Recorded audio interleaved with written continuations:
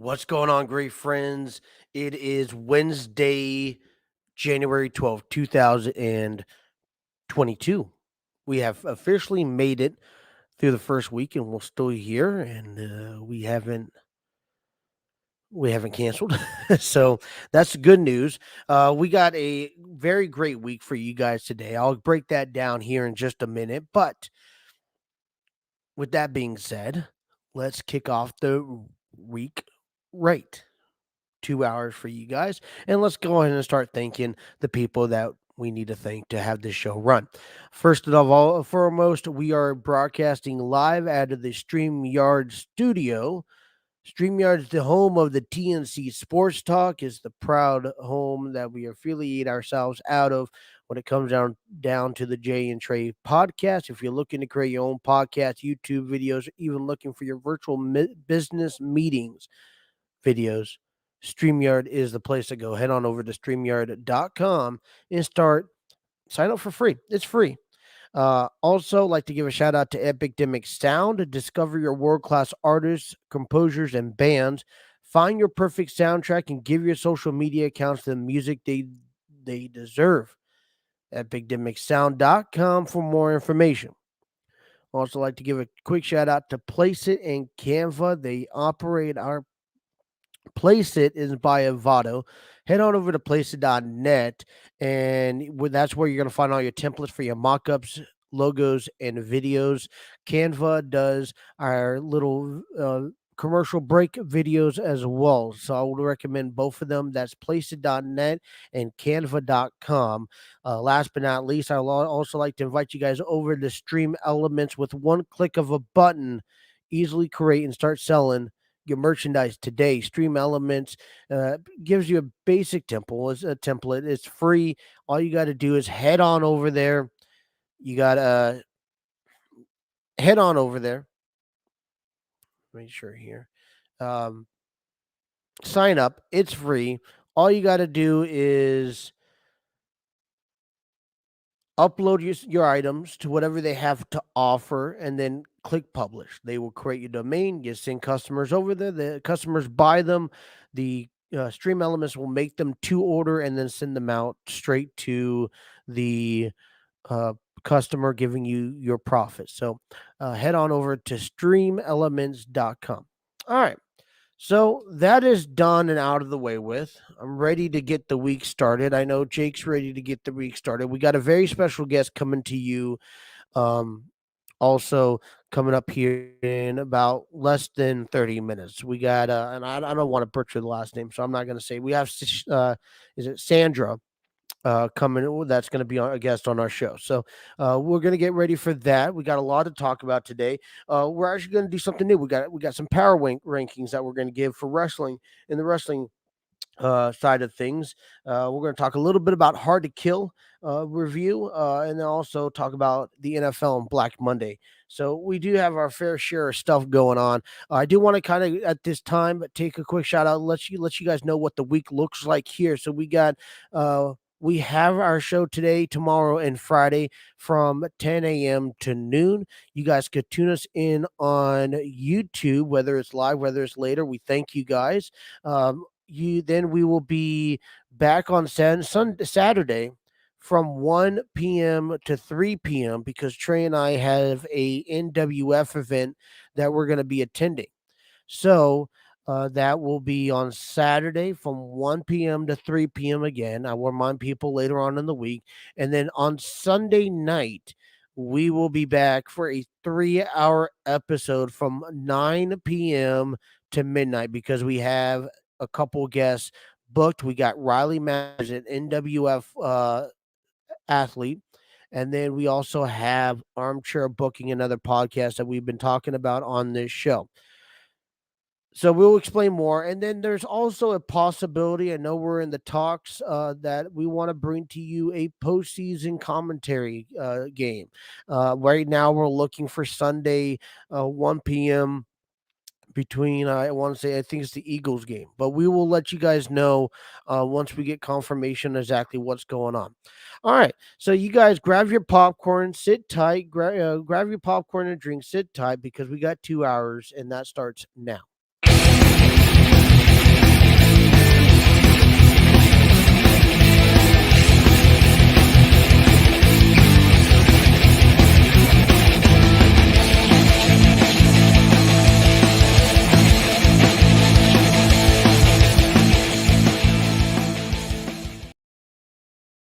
going on, great friends? It is a Wednesday. If you guys are making it through halfway through the week, it is our Monday. We're excited to bring to you another week. We got past for the first year. I apologize if my voice sounds a little hoarse right now. I'm at the very end of this like 3 week coughing cold that I've been going through. So, um, it's not scratchy. It's a little difficult to push through my voice. So bear with me here today. I want to go over some things before I bring in Jake, just so that we could get this stuff out of the way. First of all, if you guys are listening to us on YouTube, watching us on YouTube, we thank you. Whether this is live, whether it's later, please hit that like, share, and subscribe button. Um, also leave us a comment down below. We like to interact with our audience and our fans. Also, if you guys can't watch us, whether you guys want to watch us or listen to us at work, at the gym, in the car, we are available on Spotify, Apple Podcasts, and Google Podcasts. So there's no reason why you can't tune into a single episode each and every day and support us. If you guys want to follow us and interact with us, the best way to do it, I could tell you, is through social media. We are available on Facebook, Instagram, Twitter, and TikTok, all at TNC Sports Talk. I believe Twitter is the only one that's not there. I think it's still JJ Talk Show. But if you search TNC Sports Talk, you will find us. I think we're still in the process of moving that over. So there's, if you guys want to DM us, you guys want to reach out to us, you guys want to follow us on our social media pages, and I'll tell you exactly why. As a matter of fact, I'm going to bring Jake on here in a minute, and he'll tell you why you need to start following us, because we have a very special announcement. We confirmed it yesterday, but we're getting it through today. All right. So I want to give a quick shout out to Armchair Booking really quick. I know we kind of been going back and forth with giving each other shout outs, and it's really respectfully do so here. Um, Oh, no. Okay. Sorry, something popped up on my screen. I was like making sure I didn't close this out for any reason. Anyways, Armchair Booking is another local podcast that we've been affiliating or talking about over the last couple of weeks, and actually coming up this weekend on a very special Sunday as a 3-hour episode. We're going to get a chance to have both Steve Barber and Dwaylen Davis joining us on our show at 10:30 on Sunday night. So we're very excited and honored to have them. I know it's going to be a fun, great interview. So, and be able to, elaborate and get kind of pick their brains as another broadcaster. And that's one thing I do. I don't know. I'm actually surprisingly, I'm not a social media geek. I've had a Facebook account, but I'm more of a Facebook person. And recently, I'm just starting to get active on Twitter. And it's a whole nother universe. And I think one of the reasons why I'm active on Twitter is because we get all these more news feeds, up to dates, and whatnot, storylines. I've been actually reaching out. I like to pick brains at other radio shows and broadcasts, kind of learn and get feedback from them. Anyways, I'm excited for Armchair Booking. I've explained to you in the pre-show what we have in store for the week. I know I posted the schedule up on Wednesday. As of right now, or earlier this morning, as of right now, that is what's set to play out. So we haven't really too sure. I told you this week is going to be a special week. It's going to be an honorary week of someone that I hold close to me, and I'll explain more. That involves more into tomorrow. So, but without further ado, and man, I don't really know how. Yeah, I mean, I really don't know how or when or who he knows, but he knows people, man. This guy that I bring in each and every day on our show, he makes it work. He makes the completion of this show informal. So, without further ado, let's bring in the one, the only, the man. And unfortunately, we're gonna have a big surprise, but apparently he couldn't wait until the day to open his surprise. But so I mean, I guess we got to see his stuff. We got to bring in the one and the only, the man, Jake. Jake, good morning. How are you? Hey, all right, I where's your Where are your socks? I'm You show currently them. wearing them right now. I I can't really stretch that far, but they're currently Young Buck socks. I'll show y'all the newest edition, the Kenny Omega Hangman Adam Page versus the Young Let's get Buck. a close up. Let's get a close up on that really quick. So I mean, that way people know. And tell the audience for us here tuning in exactly how what did you get and how did you get it? so pretty much this is a thing called All Elite Crate, which I can show you guys the Jungle Boy shirt, which is really cool, feels comfortable thanks to Pro Wrestling Tees. All Elite Crate is like a $36 subscription box, which comes with a lot of stuff. It comes with stickers, it comes with little like mini micro brawlers, two T-shirts, a lot of incredible goodies. And the autograph that I got was from Dark Order's Anna J, which is really cool. And I'm not really like okay. I usually carry a wallet, but yeah, I don't really carry like cash. But if you guys want this big money Matt money clip, I will gladly send it out to you guys. But also got a Malachi black shirt, which is really cool.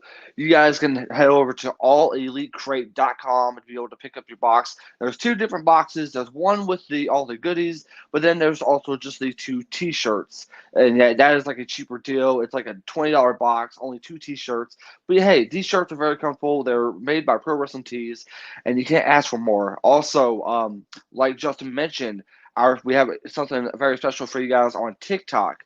And yet I announced it yesterday, and I'm going to go ahead and announce it here today. So if you guys head over to our TikTok at TNC Sports Talk, there's a giveaway for the Brian Danielson autographs. We're not only announcing one winner, but two winners. Two winners will be announced on the day of the Royal Rumble, where we will be doing probably like an early show. We don't know all the info yet, but we'll bring it to you as soon as possible. But the only thing you need is to follow our page, to be able to click to comment on the video that I made, which is pinned to our TikTok, and of course, make sure you guys share the video. We want to be able to have a community where we can be able to go live on TikTok on our TNC Sports Talk page, and it's incredible. We already up to 311 followers, so thank you guys for the follow. We will keep putting our effort and everything into this giveaway. And hey, it's a Brian Danielson autograph. Take advantage of it. It is a certified Well, autograph. when we don't have 311, we have 320. I believe we have Oh, 100 more. We have 100. I think we have about 60 more yeah, that's what I than was saying. I thought yesterday. I But like yeah, I I think checked it. the overall goal is that listen, you have a TikTok live on your personal account. How can Yes, people find you on your TikTok? at Nerdy Jake 520, I am Dirty up Jake to 520. Now we also have Trey, who also has a TikTok that is as over a well. thousand. So he could go live if he wanted to. So I don't have TikTok, or at least I mean I used to, and I don't have it no more. I use the show's TikTok, and I would love to bring exclusive content to the fans and kind of do more of a live stream kind of Behind the scenes. background, Yeah. come in an hour early, talk to you guys an hour early, stay an hour later, this and that through our TikTok page. So that's that's what we're working on. That's the initial purpose. But I was talking, the reason I brought up the your crate to begin with is because I wanted to bring in. I'm trying to find my own, personal, monthly subscription to stuff that comes in, and Yeah. I don't know because I mean, I'm like an extra plus size on shirts. I'm Yeah, so what's so cool about this is that it doesn't really have like a limited size. You can go up to like Mhm. 3, 4, 5 XL. I actually have the autograph on me if you guys want to be able to show it to you guys. I mean, it's really Yeah, like show right us here. the autograph that you got here. So so Anna Jay is someone who I've always loved. She was like she's pretty much the OG member of the Dark Order, and I'll go ahead and show it to you guys. It is a certified autograph. Yes, Miss Anna Jay from the Dark Order, who you guys pretty much known as Tay and Jay with her best friend Ty Conti. So yeah, make sure you guys check that out, allelitecrate.com. And we have a lot of incredible stuff. I mean, a lot of wrestling we got to talk about, Justin. Man, like, and plus, I'm really excited because we, we did our top 10 wrestlers of the year. We did just do a daily top five, And I think Yeah, so what that is going to be a weekly top 5. So all your it's called power rankings, and your power ranking. rankings are going to be exclusive to what you thought the top 5 performers were last week. And I feel like Wednesdays, our first day of the show, it's great to talk about them, for previous week. I don't want it because here's the thing, it ends on Sunday, and that way we could also include pay-per-views as well. And Yeah, normally look, most WWE pay-per-views are all on Sundays. So everything from last Sunday back to the first Saturday of the year. That's who yeah. we are excluding. And then from Monday through Sunday, each and every week, and we'll come up with the new Power Five for both of us. And I would like to just see and compare each and every Week, week yeah. of who's in our top And five. And you know what the thing is with the week of wrestling that we have, I mean, there was a lot of wrestlers that have shown so many incredible things. I feel like my top five is going to probably be the most interesting top five, especially from what I saw last week. So we will definitely break that down to you guys. And of course, I'm just very excited to be able to get a chance to be on here. This show, Justin, I will say this, on behalf of all of us, we thank you so much for being so incredible to us, and you're awesome. So thank you for being the glue, being the glue to the centerfold of our show. We appreciate you very, very much, man. Well, I think the same thing goes in order for you because you have I say a talent to find these people to come on our show. Now Yeah. I will tell you, and absolutely no disrespect to any of our guests on our show, absolutely not. But I'll tell you that most of our guests, I don't know who they are. Yeah. I have to So do a lot of homework. But hey, listen, if they're in the if they're in the competitive athlete world, right? I guess I say that correctly. But if yeah. they're in some sort of sport or they're in some sort of they're participating in that, then yeah, I want to have them on our show and get the chance. I mean, plus our upcoming guest in Sandra, we'll get into this a little bit more. She's Yeah. actually having an upcoming fight in March, right? So Yeah, yeah. So she'll be having a huge fight, a huge championship fight for the Flex Fight Series on March 26th. And yet, like I told Trey this, and I am going to be telling you this. I'm currently talks with a woman who is called Lights Out Cat Nelson. Well, let me go ahead and explain this to who she is. She is someone that in one of her fights, whenever she knocked out someone, the lights literally came out. She is someone who has pretty much fought for Combat Night MMA and Extreme Fight Nation, and yet she'll be a special guest next month. We don't know the firm date because she's actually getting ready to tour overseas and represent the U.S. in a big fighting competition that is Lights Out Cat Nelson.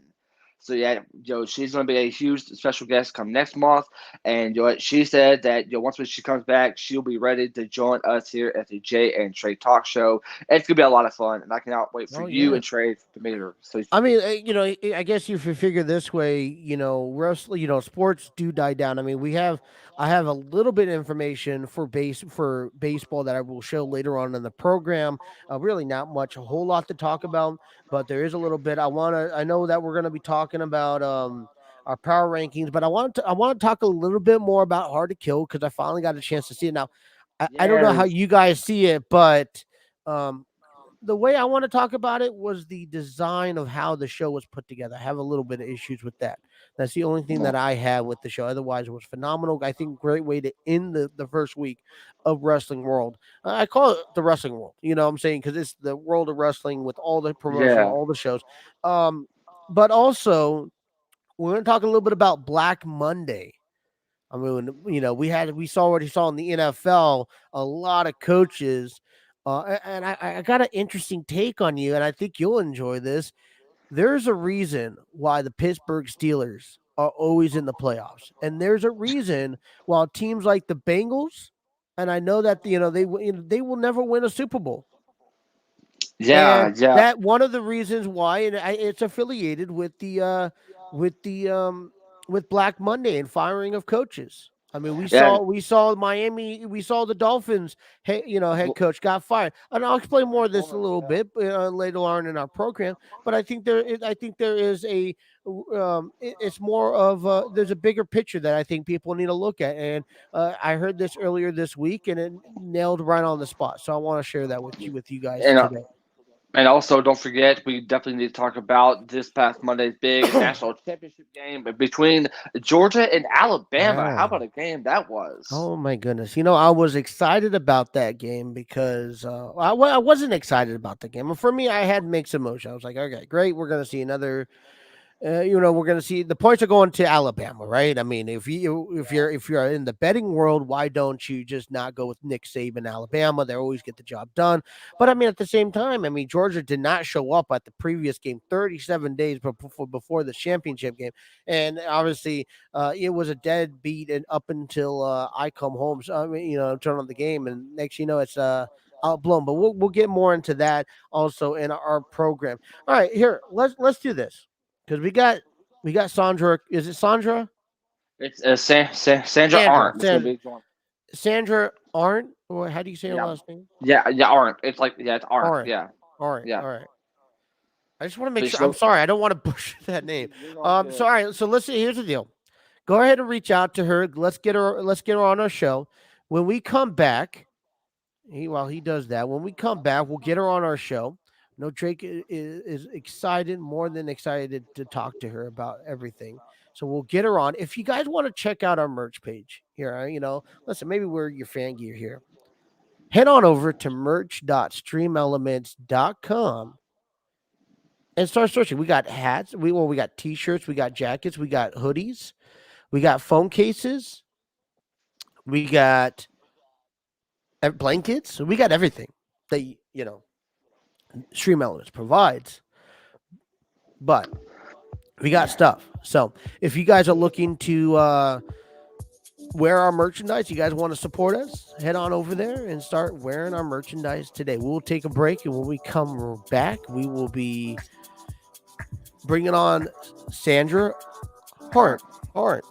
I'm gonna butcher that. It's okay. It's okay.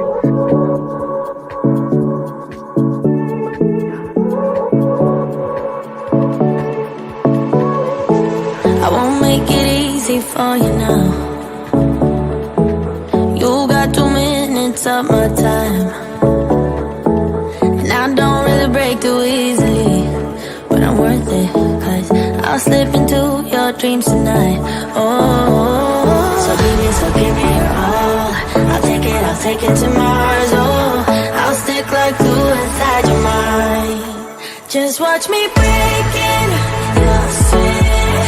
You're falling into me, touch me. I swear you would do anything that I want, so keep us awake till the dawn. Baby, feel free. I wanna make you sweat on me. I wanna make you sweat on me. I got you wrapped around my finger, but don't you try to call me tomorrow. There's nothing personal in having a little fun. You wait and see if it's worth your while. So give me your all. I'll take it to Mars. Oh, I'll stick like glue inside your mind. Just watch me breaking your sweat. You're falling into me, touch me. I swear you would do anything that I want, so keep us awake till the dawn. Baby, feel free. I wanna make you sweat on me.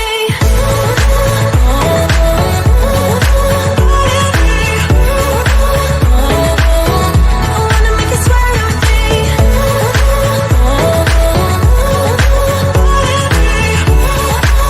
Feel free. I wanna make you sweat on me.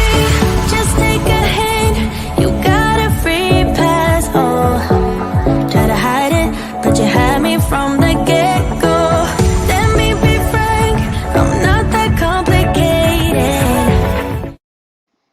Welcome back to the Jay and Trey podcast. You know what? I'm so excited to get a chance to have this very special guest join us, because she is someone who doesn't need to be in the big leagues to join my show, because she's still a fighter. She's an incredible fighter with a record of 3-1. She is an incredible human being who's got a big title fight for the Flex Fight Series on March 26th. Ladies and gentlemen, please help me welcome to the show, Miss Sandra Ahrendt. Hi, everybody. How are you? Hold on 1 second. I can't really hear. There we go. Y'all good? There we All are. right. All right, How we're are good. you? You doing all right? Yeah. How are you? I'm doing good. I'm doing good. I'm so glad you get a chance to join us. Thank you for joining us. I know you got a big fight coming up. I know you're excited about it, and I know Yes. everyone is prepared for it. So let's go ahead and start with the questions. So, the one question I have for you is, what inspired you to be a fighter? So, like a lot of female fighters, I had experience with gender-based violence. It was a really unfortunate event. I was able to kind of fight him off, and I, at one point, was just like, all right, this will never happen to me again. I just, I wanted to make sure I was never in a situation like that where I couldn't defend myself. And even then, like, I was able to kind of fight him off. But after that, that's when I started taking Bang Muay Thai with Vince McGinnis in Tampa. And I fell in love. And then I wanted to compete and share my craft with the world. So it's been a really fun and exciting ride since then. Well, I know me, you have talked about some of the good parts about the fight, but yet, in your own opinion, what would you say would be the most frustrating part during a fight? So sometimes it's a little hard to find your rhythm. Um, So like sometimes like the last girl that I fought, Cassandra Uribe, her technique was amazing. I am really good with forward pressure, but everything that I had done, she kind of countered. So it was really hard for me to find my rhythm and my pace, especially in the second round. I think I finally, first round I did all right, and then my third round, I think that I kind of brought it home. Absolutely, but yet we all know how much you girls have prepared for a fight physically, Yes. but yet I've always wondered, how do you prepare for a fight mentally? Because there's a lot that goes through your mind. So how do you be able to prepare that? Yeah, so it's actually really weird for me just because like I'm a chronic overthinker. So if I think about it too much, like I start to like freak myself out and panic a little bit. So especially right now, I haven't started camp yet, so I'm like still technically in my off season. I really just slow everything down. I slow everything down. I like make sure my commitments are good. I make sure I'm focused. I start every day. I think of like I have like a one word mantra that I like open my day with, and it's sharp. And when I start to like feel myself get a little unfocused, I go back to that. Mostly like, I just kind of, camp is fun. I enjoy it. This is, I try to remember that, this is something that I signed up for, myself and that I love it. And I'm incredibly fortunate to be one of the, few people in this world, I think it's like 1% of the population who fights, competitively that, so I get to experience this and it's, it's such an honor and it's so crazy. But other than that, like I just really try to focus on my relaxation. And I respect that. And for those who are just joining, we are having a special guest, Miss Chandra Ahrendt, who's got a big fight coming up. So yet, she's an incredible guest right now. And yet, next question I have for you is, on the week of your fight, what helps you get pumped up for that fight? What helps you get prepared and yet such a positive way? So we touched a little bit on like, just relaxing throughout the camp, but fight week is definitely something that I really don't do a whole lot in terms of like that my job then is just to kind of keep calm, hit pads with my coach, and just relax. So I'll get like a massage, and it sounds really corny, but I'm gonna say it. I listen to like a lot of like war drums. And it just kind of like really helps me kind of get in the zone and relax and like it makes me feel confident. And I respect that, and I definitely respect that because we all definitely need to have some sort of music to get us ready to go on that week of the fight. So, there's always been a lot of achievements everyone wants to have. So, yeah, my question to you is, if there is one thing you want to be able to achieve in your fighting career, what would that be? Oh gosh, my lady in red dress, like this is something that I desperately want. I want a TKO with a leg kick so badly. Like I am just hunting for it. I think that Well, would I just be mean, so like badass. Well, I mean, if you guys have checked out some of her fights, I mean, she is known for her leg kicks. She always throws some very strong kicks. So, yet the next question I have for you is, what is the one thing you hope people would recognize you for during your time in fighting? So outside of my kicks, definitely like I've got some pretty solid clean hooks, and I've been working a lot with one of my coaches, Alon Cruz, just to kind of tighten it up and just make it a little bit more lethal. But obviously like the kicks too. But in terms of like something that's not technique based, I definitely want to be known for my determination and my heart. Like I don't I'm never going to be the one to back up. Like, you're never going to back me up. I don't want to be backed up. Like, I'm here to fight and I'm here to do it. And it doesn't matter if I win. It doesn't matter if I lose. Like, I'm here and I'm going to stay here and I'm going to keep doing this. And there's something that me talked about all the time, and I admire this. You always have a never give up attitude, and that's always something that every fighter wants to be able to see. So yeah, Yeah. I definitely do admire that in your own way. The next question I have for you is, what fight would you say has been the toughest in your fighting career? So I think it's definitely the last one. That was one. It was my first loss. It was my first loss. So that was, a really interesting moment to navigate. Like I said, she had really clean technique. It was an honor to fight her. It was a good time. I had a blast, but it definitely was difficult. I typically don't. I mean, most of the fights that I've done have been in the tournament circuit. So I had never really had those, like, the nerves, but before I went on the morning of, I was like, man, like, I am nervous. And like, I just kind of got caught up with that, like, that nervous energy. And then I was doubting myself, and then like, I couldn't find my rhythm. And, so it was definitely, it was a difficult fight. She was a strong opponent. And, she took home the win. I took home the loss. But I think that, in the long run, I think that losing is nothing. I think if you go out right, I think that, you can learn a lot from, a loss. And that's kind of what I've been doing. Like, I, I took the loss, and then I remember getting so like fired up about it that I could not, I went home and I like texted Alana. I was like, all right, we're doing like private lessons every week. And, like, since then, I think that my technique has probably increased like 10-20%. Like, it's just been, I really, was able to focus. And I think that with that, like, my coach has always had this like thing where I get ahead of myself a lot because I'm a chronic overthinker, and there's just so much to learn and so much to do in fighting. And there's, so I can be a little all over the place and I could be a little bit scattered.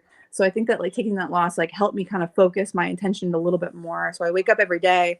I write down what I eat. I journal. So it's been kind of like a total like technique and also mind transformation. So, it was difficult, and but it came with a lot of really great benefits. So I'm glad I stuck through with it. Absolutely. Hey, real quick, if you don't mind me asking, I'm sorry. So obviously now you're preparing for a fight coming up here soon. But Yes. if on a regular day, training day, uh, are there standards that you keep? I mean, in the gym, is there people um, that you're trying to climb, trying to always maybe compete with? I mean, you're not just fighting one day every 3 months. Obviously, you're No. still putting your work in later. But exactly what is that?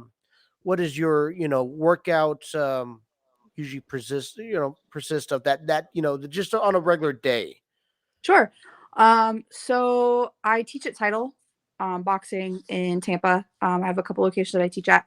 So I do. I'm fortunate that I'm able to kind of go in there and use their equipment. So before class, I'll usually like either lift or kind of hit the bag.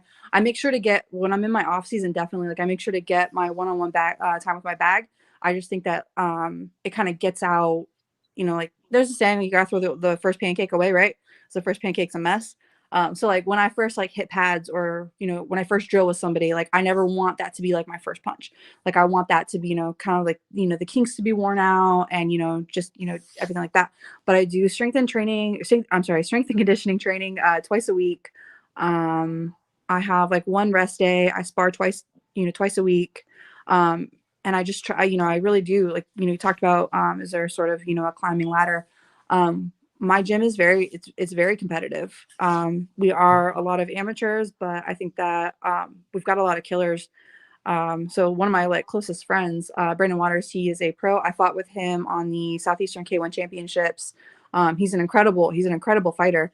So like, I use him as like my rubric. Like, if I'm just getting my ass like whooped by him, like, I need to kind of go back to the drawing board. But like, if I'm like holding my own, or if I'm like strong, like, Yeah. I get my ass kicked by him. Like, it's just he's just an So incredible you fighter. say you're actually teaching also while you're competing, Yes. which isn't and I give you tremendous props because a lot of people, I mean, at least from people that I know, they can't do both at the same time. But Yeah, I also like I look at it as like it helps you to become a better person for yourself I and think so give too. you the actual best out of your fights when you're also getting to go back down and teach other people or kids, whoever are coming up and trying to do what you do also. So great, tremendous props there.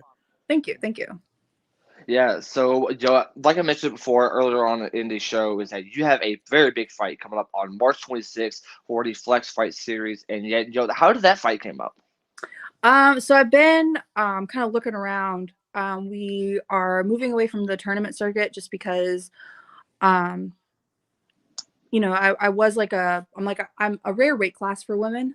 So I think that tournaments was a really good way for me to kind of cut my teeth and kind of get that experience and sort of get my name out there for promoters. So we were looking at fight nights. I think that Southeastern K1 kind of really opened the doors for me in terms of fighting. But I also have a couple of people that I work with at Title who have fought on the Flex Fight. It's a good promotion. There's no complications with them. So we really had a bunch of like positive feedback. I had a possible opportunity this month, but I'm walking around a little too heavy to kind of make those weight requirements. So we just kind of stumbled upon this, and I'm incredibly excited. I've always wanted to fight in New York. So I get that opportunity, and I'm, stoked. Absolutely. The next question I have is, you've fought in tournaments. How are you going to feel knowing that you're going to be fighting outside of like the tournament circuit and be able to get a chance to do your own thing? So my last fight was my first time I'd ever done that. And I think that that's where a lot of the nerves came from, was like, oh, like everyone is watching what I was doing. And then I think that, somewhere in, when you're in the ring and when you're actually like doing your thing, like, I don't know the end. Like, I really only see my opponent and I can only hear my coach. Sometimes I can hear, their coach, but I really try to focus on, the task at hand. And I think that like, just getting that opportunity for the last one has kind of set me up for success for this next one. I'm not, I know how to like handle those nerves now. I know how to do that. And I'm just there to put on a show. Like now that I know everyone's watching me, shoot, I'm gonna put on a show. Yes, there you go. I do want to ask a question about during the fight, and I'm just intrigued because I've always found this complicated for myself. Now, I mean, I've never done anything that you've done. I've just done high school wrestling, but Yeah. you say how I've never been able to actually tone out everyone else and just listen to my coach wrestling. You know what I'm saying? Like you're hearing like you don't just hear your coaches, you're hearing a lot of other people, hey, do this, do that. I mean, so is it easier for you? How have you been able to train just to hey tone everything out? Because I mean, once you're able just to hey, you're focused on your opponent, you got it's almost like an earbud in your in your Yeah. head, just listening to your coaches. I mean, that's a whole nother also accomplishment that not many people get credit for.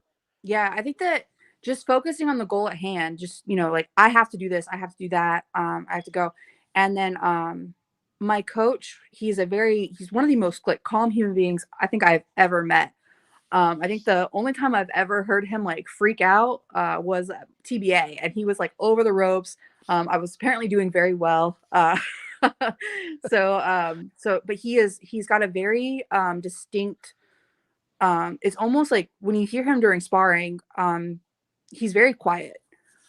So Right. like you really do you have to drown everything out. Like you cannot you can't focus on like what's going on around you. You really like if you're going to listen to him, like you really have to like actively try to listen to him. So I think that like Yeah. him training me during sparring, and then he's been my coach for almost 5 years now.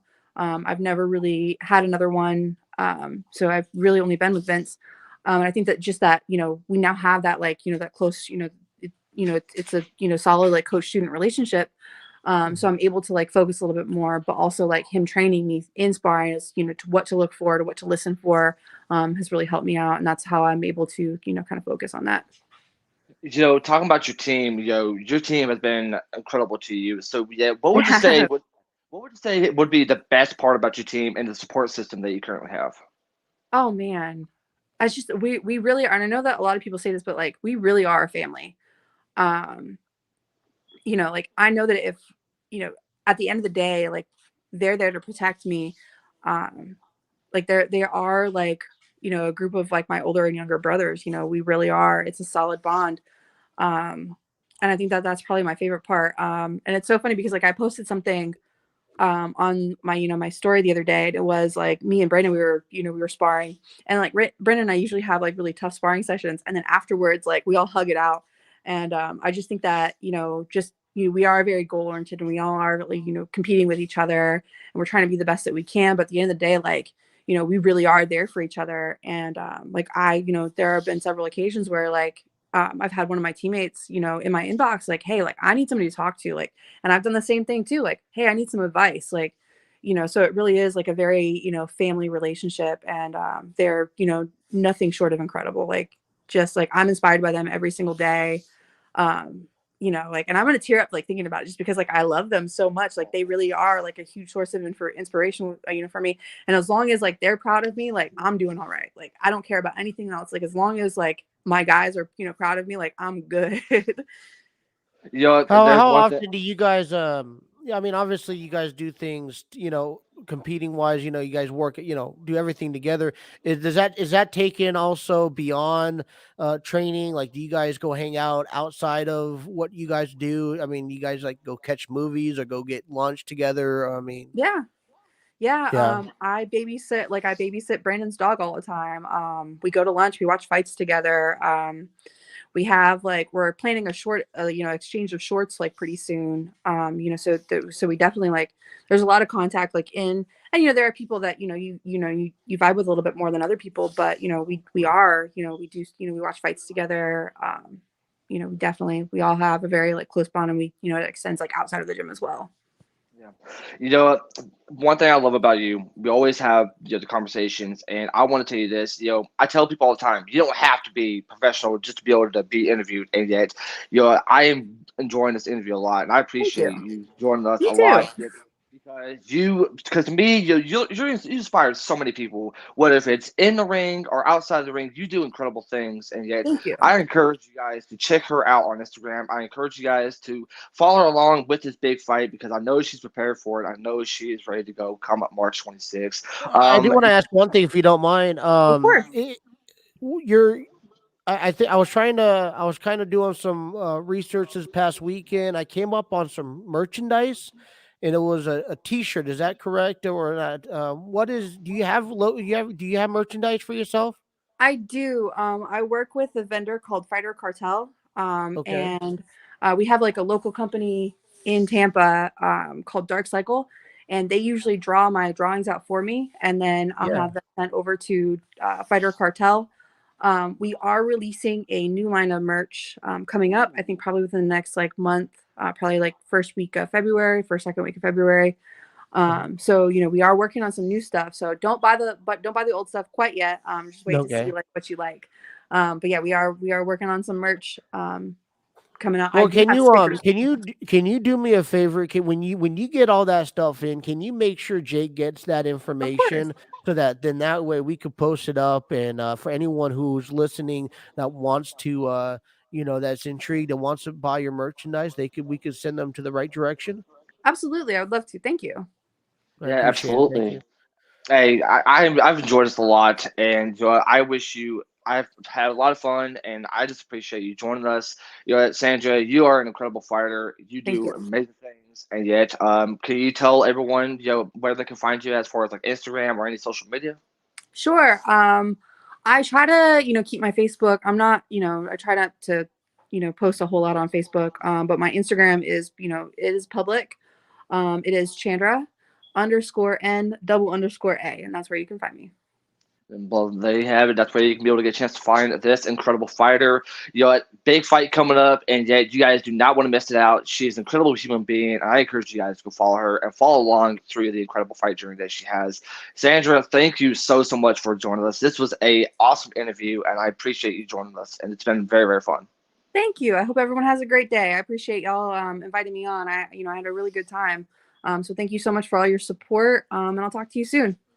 I'll talk to you Take soon for care. sure. Have a good one. All We'll right, you definitely too. talk. Fight around. Be careful. All right, you too. Bye. Bye. That That was is awesome. Sandra Ahrendt. Amazing. We got to get back on after her fight. I think that's going to be the follow up is to not only tune into her fight, we'll pay attention. We'll give you guys more information on that when that comes in. Great though. You know Great what? interview, Trey. See, with me, it's like, I tell people all the time, you don't have to be in UFC or bare knuckle because to me, what really inspires me a lot is that these fighters, they train, they fight. I mean, they do whatever it takes to become the best. And it's just like it's kind of like independent wrestlers. Even some people may not know who you are, but yet you're still going to make an impact in some sort of way. So yet that's why I love to be able to have fighters like Sandra. And then here soon, Kat Nelson. I mean, it's just been really incredible. And I really enjoyed this interview a lot. Well, I mean, the thing is it's not, and I think you can and agree. I mean, we're not looking. I know we talk about sports. I know we Yeah. talk about football, we talk about baseball, we talk about wrestling. Now, of course, I would love to have nothing more than those guys, those characters on our show. I think that it will be well said if we can have those characters, those athletes on our show that's affiliated to what we mainly talk about. But like you said, we're open to whatever conversation we have. And if anyone wants to come over, we want to help them out. You give them I want to, open them up, make sure that, we can promote them properly and have them, get the publicity out there, for them, not for us, for them, get their word out there so people will know them. Um, See, Even see, high like, school, but here's the thing. I mean, you got fighters, you got bare knuckle fighting, you got other fighting. Even I don't care. Go play lacrosse. Go high school wrestle. Get a high school athlete on that can just come talk about how to wrestle. I mean, you got to remember a lot of these people. Well, I mean, you think about it, like professional wrestling. They've had to do collegiate wrestling. I mean, MMA's done collegiate wrestling, and that's what we call amateur collegiate wrestling. That high school, what the high schoolers do? They do the yeah, same exact thing.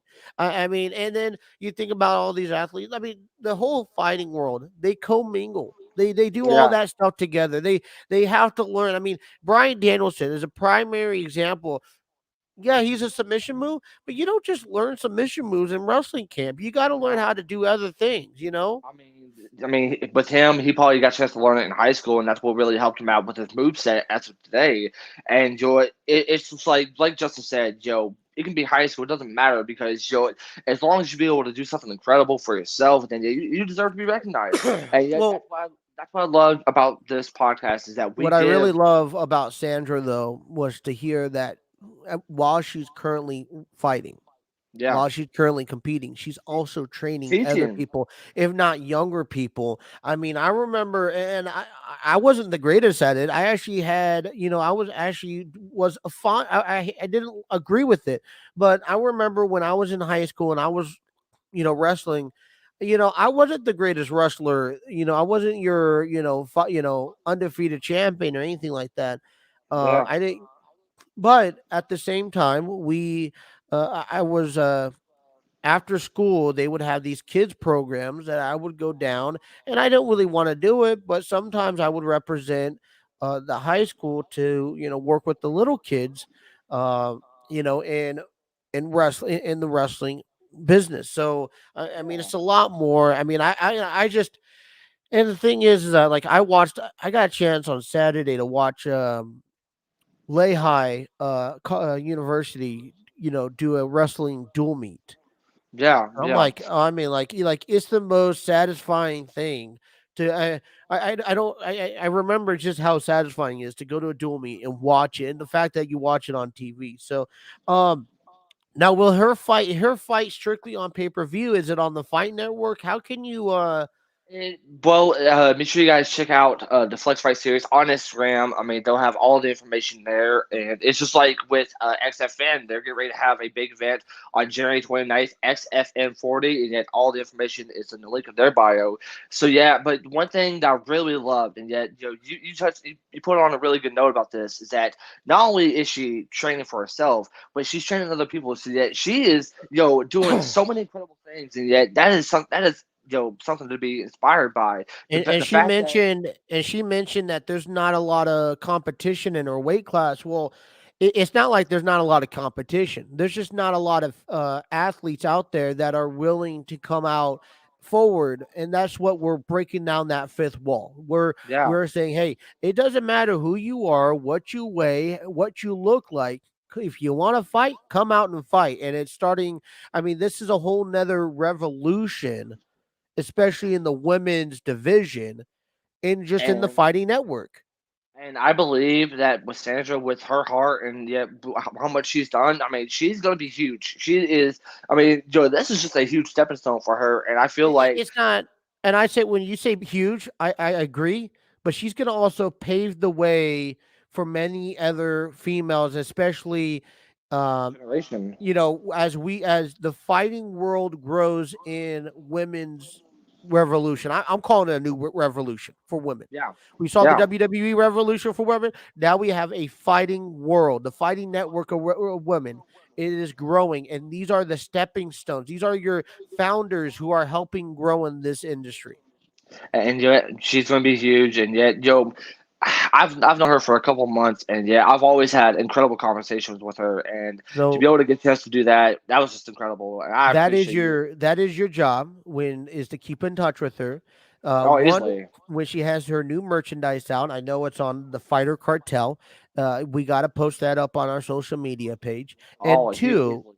and two, after her match, we got to get her back on to talk about her experience as well. Yeah, I mean, we definitely got a lot. I know Taylor Starr and I have been talking about maybe some stuff. Once when she can be able to have some fight announcements coming Yeah. up. So yet, hopefully, be able to get her back on it. Like I said before, we have Cat Lights Out Nelson get a chance to join us next month. That's gonna be incredible. I sent Trey the video, and I'll send you the video afterwards. But yet, so many incredible things going on in the fighting world. I just can't wait to be able to get a chance to check out Knucklemania 2 for bare knuckle fighting's coming up. So yet, I'm Yeah. just excited. I'm just excited to be a Well, fighting fan. so all right, so earlier in this program, you gave me a shout out. I give you a shout out. Let's give Trey a shout out because he's done phenomenal with the promotions on TikTok, on Instagram, on Twitter.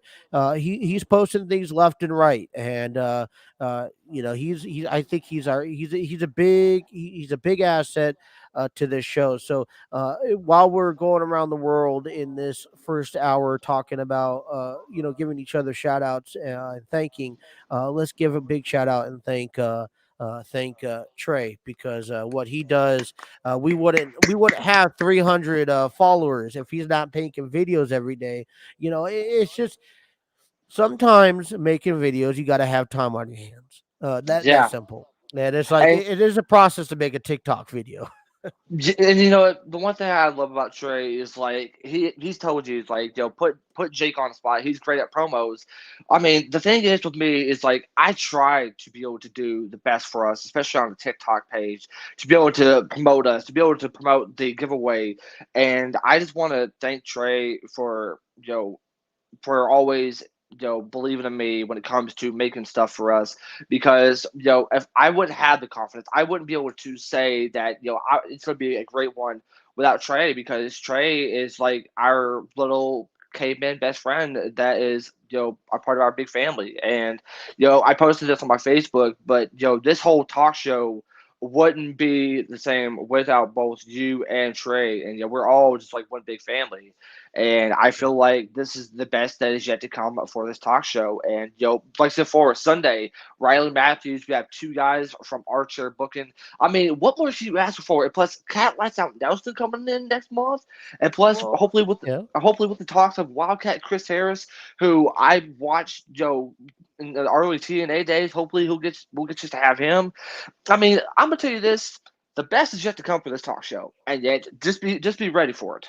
Well, I mean, the best is yet to come to this talk show as long as the wrestling world, I say, maintains itself. And I think that's gonna Amen. be I think that's gonna be the conversation for 2022. We talked a little bit about this on Sunday, was how the expectations for the wrestling world, um, Yeah. we had a phenomenal week 1. We've had amazing things already happen on NXT and Monday Night Raw, new tag team champions, which we will get into later into the week. I mean, but it's like, how we got to finish. I mean, we have an amazing AEW coming up tonight. Also, I saw that match card. Also, we have Impact Wrestling, the aftermath of Hard to Kill. And by the way, real quick question: I never got a chance to ask you this, but I want to ask you this: Did you have a favorite show from the first week of wrestling? Did you have a favorite event? Oh gosh, so I'm putting you on the spot. All right, so let's actually. I wasn't necessarily thinking about doing this. I think because I think if Trey would be better if Trey would get involved. Because I want so if you exclude the pay-per-views, just the Monday through Friday shows, what show was better? I'm sorry, AEW was just hand down better. The Dynamite show Wednesday was just better out of all shows. Now, I mean, I say, okay, if we're going to do this, because I think it ties along to what we're doing up next, because we got to take a break here. When we come back, we're going to be talking about our power rankings. Top 5. Top 5 wrestlers each and every week. We will tell you that. And I think we could do this on maybe Sunday night every week also, is talk about our show of the week. We just got to be able to watch every show. So, that is definitely agreeable for sure. And coming up next, top 5. What more can you ask for? It's gonna be a great one. I mean, I could ask for $1 million. I don't know if I'm gonna get that, but I mean, I could ask for 1 million Mountain Dews and 1 million body armors, but still, though.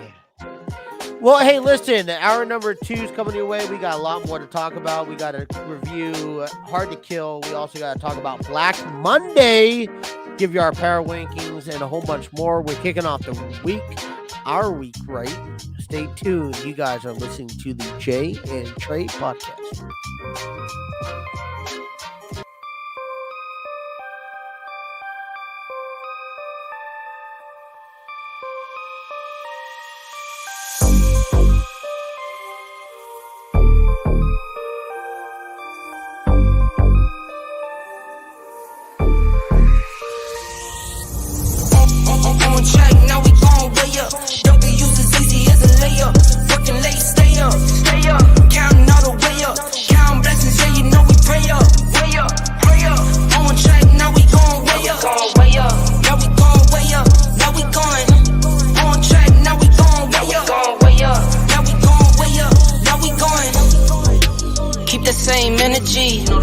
Work on being better when I'm 70. Your drip is just a water spring. You know I drip different, this is 7 seas. I deal with life different, make that lemon squeeze. Went off for my style and identity. Better bounce back and get the cheddar cheese. I guess that's why they envy me. On track, now we gon' way up. W's as easy as a layup. Working late, stay up. Counting all the way up. Counting blessings, yeah, you know we pray up. Way up. On track, now we gon' way up. Now we gon' way up. Now we going. On track, now we gon' way up. Now we gon' way up. Now we going. I got his band like I'm Barry Bonds. Running through the money, but the money's long. I don't love it, but I need it, keep it coming on. Only friendly, me and friends, we don't get along. I put that on my name, that I put them on. I put myself on stage and they sing along. I might book a session, do 100 songs. I'ma let you hear them just to prove you wrong. On track, now we gon' way up. W's as easy as a layup. Working late, stay up. Counting all the way up. Counting blessings, yeah, you know we pray up. On track, now we gon' way up. Now we gon' way up. Now we going. On track, now we gon' way up. Now we gon' way up. Now we going.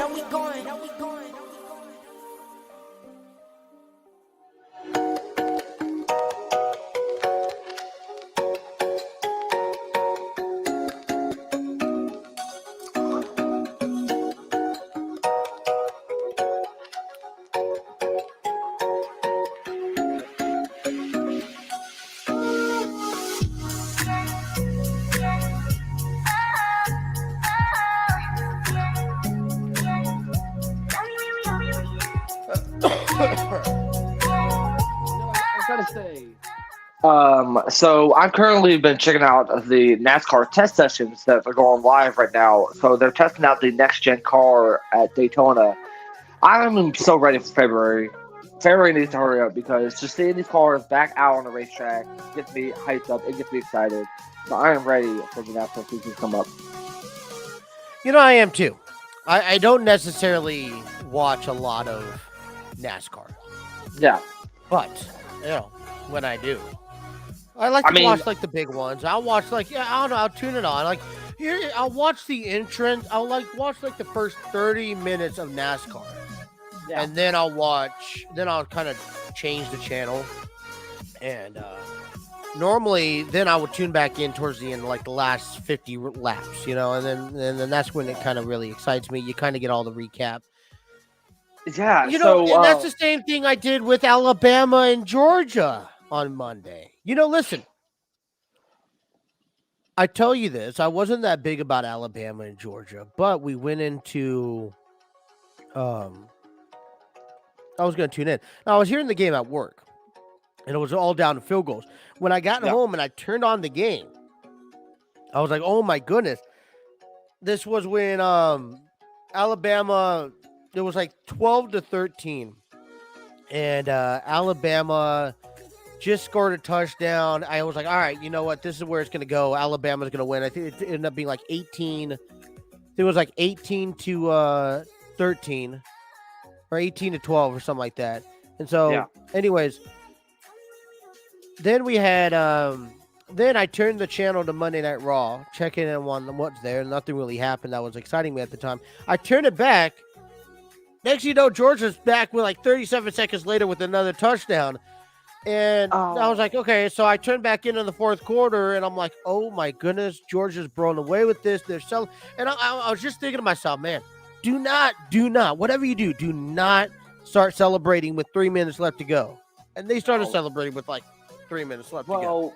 One thing I really didn't like about the broadcast, and no offense to the Katy Perry lovers, no offense, but I wasn't a really fan of watching a Katy Perry music video because to me, okay, I am a band nerd. I pretty much played in a marching band.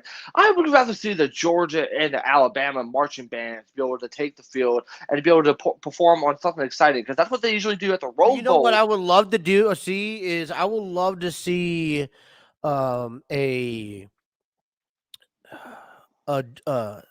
Stomp the Yard or a drum line. I would love to see like a drumline battle between Alabama and Georgia's, As a drummer, as a bass drummer, I wouldn't mind seeing that because it gives sort of excitement. I mean, was that Stomp the Yard? No, something else was like a dance. It was drum. Was that drum? Oh no, that was drum line. Was drum line. Which we're not going to talk about that movie. No. But what I'm saying, like the concept of having Georgia and Alabama on on the other side, on the field, trying to battling it out a little bit, Yeah, I mean, I want competition there.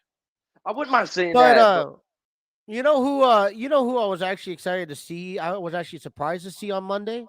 What's that? Guess who came back into Lucas Oil Stadium? Andrew Luck. Andrew Luck, the first time since he retired.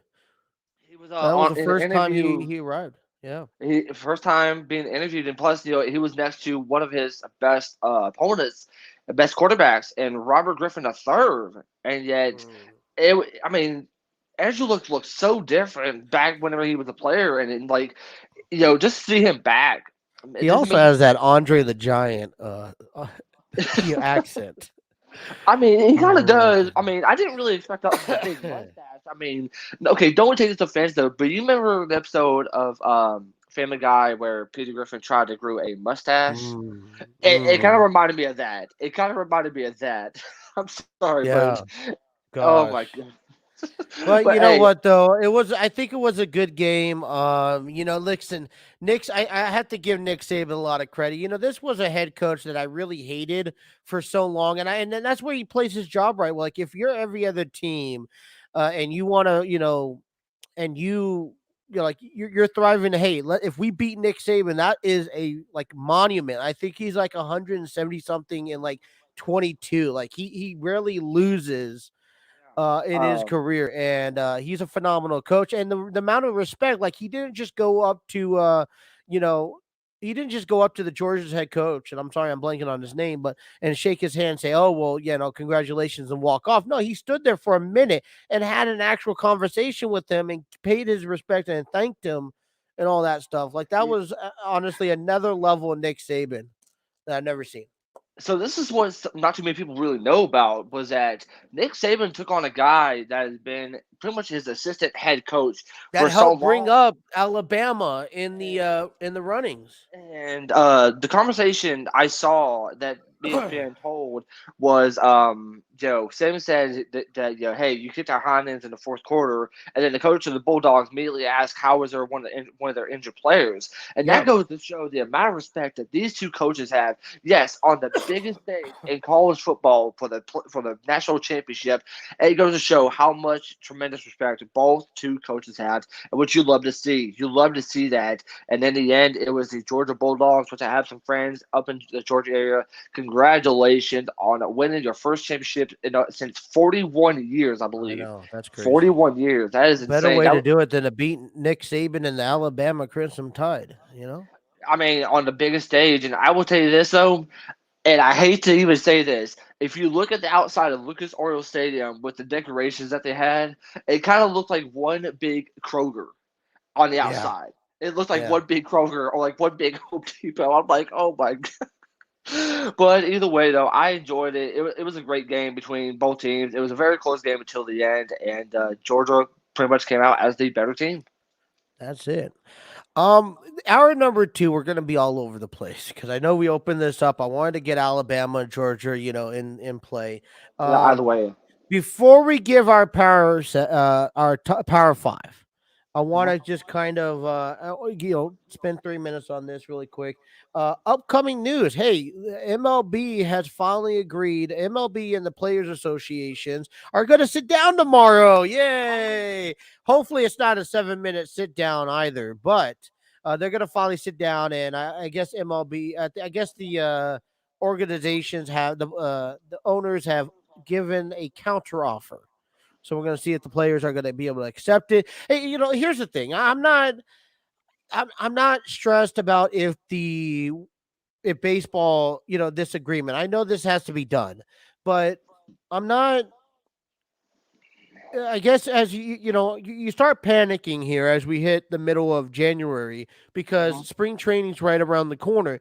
And okay, you could shorten spring training, but if you start affecting the regular season gameplay, that's when it really hits me. I'm like, do not mess with my opening day of the season. Mess with spring training all you want. Don't mess with my opening day. And that's when I think that, hey, listen, these guys are going to have to come sit down together and start figuring something out because, I was just thinking about, I was just hearing a couple of shows yesterday. I was like, man, just think about like all these GMs are going through this for the very first time. Most of them, if not all of them, are going through this for the very first time. The last time MLB has been locked down for that long was 94. And so I guess you start questioning, I mean, how many, like all these, like you hear about, like I'm hearing a lot of Padres news and I'm hearing, okay, the Padres don't want to re-sign Tommy Pham for whatever reason. I don't know. I don't know the logistics of it. Maybe he's not holding his own weight or carrying his own water, whatever the case may be. I guess my concern is that, as we get close, the further we get into the lockdown, does this put panic pressure on these GMs maybe to resign players that they don't want to resign, forcing them not to have a successful year? Because, like, if you think of a guy like AJ Preller over in San Diego, well, I mean, he's a very active guy. And the fact that he can't do anything, can't talk about any sports with anybody else is kind of like mind-boggling. Like, what is he doing? I mean, these GMs are not sitting on the beach with their feet up right now. They're probably starting to worry, hey, I need pitchers. I mean, I can't get them done now. You know what I'm saying? Like, it's not an overnight process to worry about these contracts either. So I don't know, but they get to finally sit down tomorrow. So that's going to be fun and interesting to see what the result is. At least the step is, let's figure out a couple of things, what we need to address and start addressing them before season starts. I am crossing my fingers that they do get something done because the more you talk about baseball, the more that I am like really intrigued by this. And plus, I want to see the Red Sox play. So I mean, who Right. doesn't want to see their favorite Well, baseball team? You with the and that's the positive. other thing. I mean, we're gonna get out of football here in a couple weeks. I mean, the middle of February, we're gonna be done with the NFL. We're gonna have to start talking about something else for at least the time being. There's We're not gonna. enough talk. I mean, yeah, we're gonna have to try to get involved with some NBA news because I will say this though. I mean, it is really interesting the fact that the Brooklyn Nets have Kyrie Irving, but the problem is he can't play in the home games, but he's allowed to play out like away games, and that's just Yeah. really insane. And plus, NBA has been doing a lot of the 10-day contracts. I know as Isaiah Thomas played, I'm like, imagine if Chris Bosh or Dwayne Wade played for like 10 days. I mean, we get to see those legends. I'm like, What's his? Actually, I'm not going to mention it because I want to talk about this on Friday on your little 5 minutes of fame segment. yeah, But anyways, we'll talk a little bit about NBA on Friday.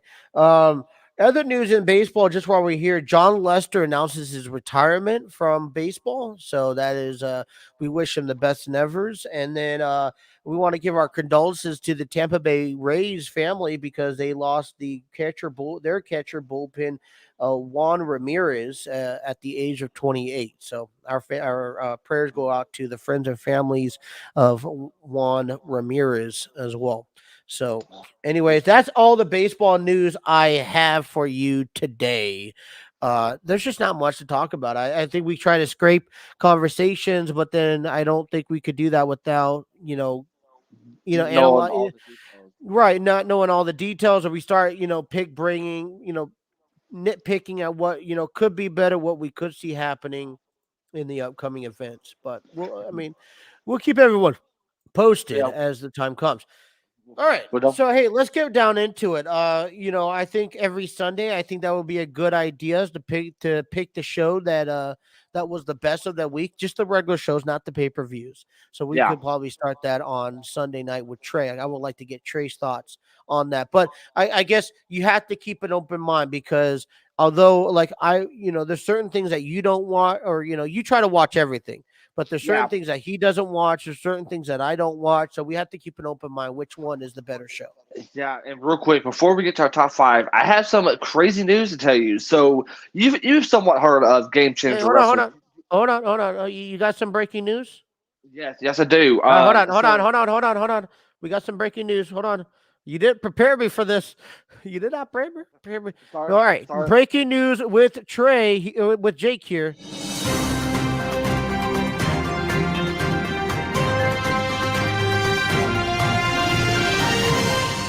All righty, take it away, Jake. Okay, so Game Changer Wrestling owner Brett Lauderdale has announced that the big show at the Hammerstein Ballroom will not only be on Fight TV, but will be on live pay-per-view coming up here at the end of the month. Big event going on at Hammerstein Ballroom will be on not only on both Fight TV, but on live pay-per-view as well. Game Changer Wrestling is having a really big show at the Hammerstein Ballroom. You can't miss it. I know Ruby Soho is going to be involved with that, and yeah, there's going to be a lot of incredible ones. I know Jonathan Gresham is going to be there defending his Ring of Honor World Championship. And Riccaboni from Ring of Honor is going to be down there. So a lot of incredible stuff for a deathmatch promotion such as Game Changer Wrestling. Congratulations to them because they have stepped up a lot over the last couple of years, even during the pandemic. So yeah, I'm happy to see that GCW gets the opportunity that they deserve. There's a lot of wrestlers that you guys may not know about, but yet they will have their opportunity, their platform come at the Hammerstein Ballroom, originally home of ECW. While we're reporting, I just want to invite fans out to WrestleFest over at the Mid Hudson Civic Center, 7 p.m. Head on over to northeastwrestling.com to get your tickets. It's on Saturday, January 22nd, because it was announced on the Busted Open podcast last week that Adam Shear and Redbeard, a.k.a. Eric Rowan, will team up to face Enzo and Bully Ray. You'll see people like the Lucha Bros, Thunder Rosa, Eddie Kingston, all there. So you reminded me. Thank you for reminding me. I just want to give that quick shout out to them as well. All right. Hey, listen, power rankings. Let's get into it. Top 5, I think is well known. Basically, all it is out of all the action last week, our top 5 athletes. So we're going to both share our number 5, and then we'll both share our number 4. So we'll kind of take it down to number 1. So I'm going to let this start off with you, Jake. Number 5. My opinion is a man who showed that age is just a number after his incredible performance this past Saturday at Battle of the Belts. I am putting Dustin Rhodes as my top 5. Even though he didn't win the TNT title against Sammy Guevara, he has put on an incredible performance. He did a Canadian Destroyer off the side of the apron through the table on Guevara. So yet easily Dustin Rhodes is my number 5. And let's just for record, we did not discuss who our power rankings were prior. This is coming as a version right now to you guys. Like, I'm hearing this for the first time. He's hearing my top 5 this week for the first time. I actually want to write this down. You have yours written down? No, but I can't. But I can. I mean, just send me your 5. So this is your okay. That's your 5. All right. Yeah. I just want to write this down because I want to compare them as the show progresses. So number 5, you got Dustin because. Because age is just a number, and yet his absolutely. Well, okay. So my number 5 is the guy on the other side of the map because he had to adjust to another. Listen, he was supposed to be facing Cody Rhodes. He was supposed to be facing Cody Rhodes for the title. Obviously, understandingly, COVID issues, he had to adjust last second to face Dustin Rhodes. So I'm putting Sammy Guevara number 5. Sammy Guevara, wow, that is a really interesting one. Kind of crazy how we had both sides from that match. That is insane. So that is my number 5. Our number 4. My number 4 is a man who pretty much was supposed to take on Roman Reigns for the Universal Championship at day 1, but yet he was involved with the Fatal 5-Way. I'm putting Brock Lesnar as my number 4. Oh, wow. I think it will come to shocking to you that none of my top 5s are from WWE. Really? Wow. Yeah. Number 4 is going to be Dustin Rhodes because exactly what you said, age is just a number. He looks like the older he gets, the better he gets. Yeah. All right, number 3. Number 3 is the current AEW World Champion, Hangman Adam Page, after his incredible performance last week against Bryan Danielson in a brutal, bloody war that it was. So, yeah, I'm putting Hangman as my number 3. All right, my number 3 here is actually going to be the just well-announced new entry to the Royal Rumble. Well, not new because we've been talking about it all weekend. Mickie James, after her hard-fought match at Hard to Kill with Danny with Danny Peraza. Deanna Peraza. Sorry, I think she really lived up to the expectations, and for the one, she's really become more of an inspirational in the women's wrestling today. So Mickie James comes in number 3. All right, number 2. My number 2, which crazy thing is, I have this woman at number 2. It is Mickie James. Pretty much the same reason because she's made a lot of impact, especially last weekend with her big announcement at the Royal Rumble. And of course, she pretty much main evented in the first pay-per-view of the year for her Impact, which is Hard to Kill. So yeah, give me Mickie at 2. Oh my goodness, because my number 2 is also Adam Page. Man, listen, I could have sat here and put Bryan Danielson, and listen, I think he's phenomenal. I think he deserves to be in the top 3. But here's the thing: we know what Bryan Danielson brings to the table. You know what was more impressive? Back on the 17th of December, we saw Bryan Danielson carry Adam Page, but back on Wednesday, we saw Adam Page actually hold his own ground against Bryan Danielson. So Adam Page comes in at number 2 for me. Now I think you and I can ultimately agree on number 1 last week. I think you and I know exactly what we're going to pick. And that's because not only had to win one night, he also had to come back and win a second night as well. Are we on the same page? Crazy thing is, we aren't. Oh my goodness! My number 1 pick is Okada. Wow! I mean, listen, you're talking about a guy who had to win. He won a tournament on night 1, not a tournament. He had to win his match on night 1, And then he had to come back and wrestle again the next night, put on both incredible matches. I don't think why you can't. This was like a no-brainer for me. To me, my number one is a man who pretty much made history for the first time ever at Hard to Kill, defending the the Ring of Honor World Championship against Chris Sabin. That is Jonathan Gresham. To me, that was a match. Jonathan Gresham, he is my number one because he pretty much put on a match of the week, in my opinion. Probably going to be one of the matches of the year against Chris Sabin, defending the Ring of Honor World Championship in an Impact ring. But the fact that you go back-to-back nights, and like New Japan Wrestling is a completely different style of wrestling. Yeah, it is. It hurts a lot more. I tell you that. And I'm surprised that Okada's not even in your top 5 in power ranking. To me, he was actually if we had like a top 6, he was going to be a 6 because don't get me wrong. But yeah, Gresham, it was my number one because you saw the match he had. It was an incredible match against Chris Sabin. I get it. Oh my goodness. Listen, I mean, even Jade Cargill deserves to be in the tops. And honestly, opinions. And there's other athletes, but you listen. All right, we'll have to now. Listen, when we come back on next Wednesday, it's not about. We have nothing to do about this past week. It's all about this week alone. Okay. Yeah, exactly. And I will say this: I really like this idea. This makes things a lot interesting. And like you said, we did not discuss this before the show. We did not discuss this, so we were the first time to get a chance to hear our top 5. So yeah, I like your top 5, man. Each and every week on our show, we got to take a break. When we come back, I want to talk about Black Monday. Black Monday, okay. And the NFL. We'll finish off with Hard to Kill.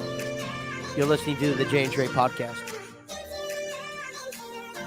Speak with clarity, 'cause there's too much noise around us. Or maybe it's just me.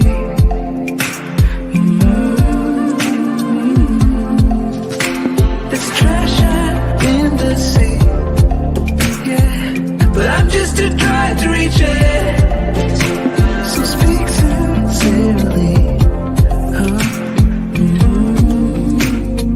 'Cause I'm still waiting, for you to come around and save me.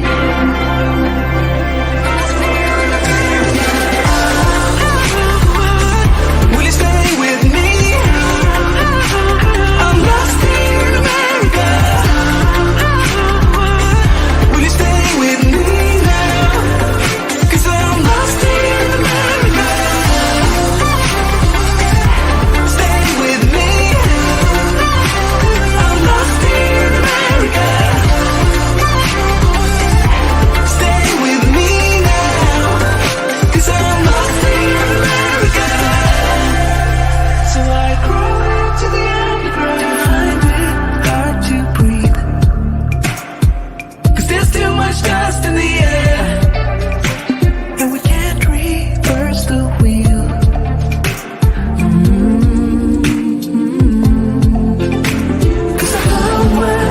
Around lately, the world seems to be the same.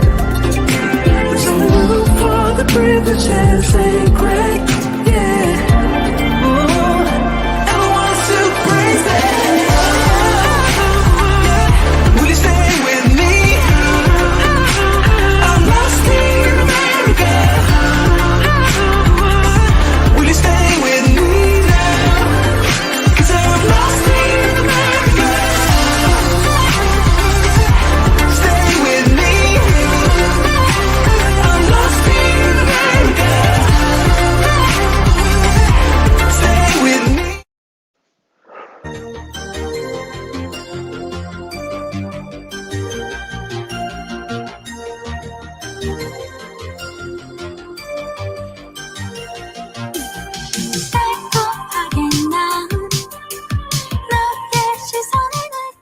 All right, Jake, let people know how they could win a autograph signed by Brian Danielson one last time. Please, plain and simple, you just have to head over to our TikTok at TNT Sports Talk. Make sure you guys follow us. Comment on the pinned video that is pinned to our profile. And, of course, share the video because we want to be able to give away not one, but two Bryan Danielson autographs to two winners on the day of the Royal Rumble. Yeah, listen. Hey, we're gonna do a lot more. If you guys want to do giveaways, I don't have a problem. Let's finding giveaways to give away. We'll all come together, pitch in. I mean, I was even thinking about it. Can we buy crates to give away? Oh, absolutely. Well, The fans, not to give the entire crate away. Like, let's give away stuff inside. Like, I a agree. shirt or I wouldn't say shirt, but And also, potentially some commentary for Sunday's playoff games between the Philadelphia Eagles and Tampa Bay Buccaneers. That is going to be a lot of fun. So we'll definitely have to keep you guys updated. Eagles and Buccaneers? I'm thinking about it. We got to get the logistics together if we're all down for that. Or at least you and I don't know. I mean, the thing is, though, is this is going to be a really, really interesting game because you have the Philadelphia Eagles and then you have the Tampa Bay Buccaneers. Before we can get the playoffs, how it's going to be, this is how it's going to kind of be the dynamic. Either that or we're going to have this. I think this is much better. And then we're going to kind of just commentate the game and have like a stat cast in the background. This is Epic to Mixtown, by the way. Yeah. But the thing is, though, is that before we can be able to get to the playoffs, we have to have Black Monday, which actually started on Sunday before Monday. Broncos released their head coach. I forgot his name, but then the day after Sunday, we had not one, not two, but three coaches released. Just so you might find and explain those coaches that got released. Yeah. So yet we had Chicago Bears coach Matt Nagy was released. Vikings head coach Mike Zimmer got released, and to me, this is probably one of the biggest shockers of them all. Miami Dolphins head coach Brian Flores got fired as well. So yet, I am really, really, really shocked about Brian Flores because even though, I wouldn't say the Dolphins had losing seasons, but yet they've had 8 seasons. I mean, they actually tried to fight for the playoffs in the past 3 seasons for Brian Flores. I mean, so the Denver Broncos didn't waste any time. They fired Vic Fangio. Vic, thank you for that. The thing is, the Broncos, they were somewhat great, but the problem is, it was, I don't know if it was the play call or if it was the players, but yeah, they had a lot of struggles. They could have easily beat the Chiefs this past Saturday, but yeah, they lose by 4 points. You talk about Brian Flores for the Miami Dolphins. The Minnesota Vikings got rid of Mike Zimmer and then Matt Nagy from the Chicago Bears. Also just announced today, Joe Judge will not be involved with the Giants next year. And I don't know if you guys just to hear about this, but on their game this past Sunday, the Giants and the Washington game, on their own 1 yard line, their 3 or 4 yard line, they actually did a QB sneak on 3rd and 9. They actually did a quarterback sneak, and then it failed miserably. So yeah, I think the general manager for the Giants, quote unquote, retired from the organization. So what his deal is that he's supposed to be retiring. I think this is the Giants organization. He was supposed to be retiring or resigning at least by after the draft.